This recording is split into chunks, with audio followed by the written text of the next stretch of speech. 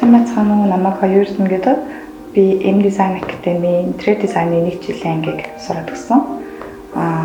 M Design Academy-г яагаад сонгосон бэ гэхээр бүр суурь мэдлэггүй байсан ч бүгдийг бүр хар зургаас нь хэлж заадаг юм надад маш их таалагдсан.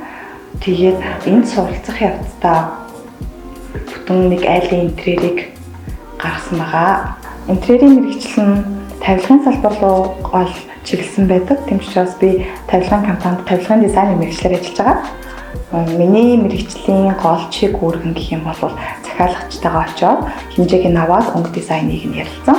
Эргономикийн дагуу чанар хэрэгцээнд нийцүүлсэн зургийг гарган ажлын зураг болгон үйлдвэрлэл рүү явуулдаг байгаа. Миний мэргэжлийн хамгийн сайхан санагддаг зүйл гэх юм бол одоо миний гаргасан зургийг захиалагч маань яг бодит болсны дараа гарсан сэтгэлийг харах надад маш их сайхан санагддаг. За, миний бичлэг үзсэн та бүхэндээ баярлалаа. Баяртай.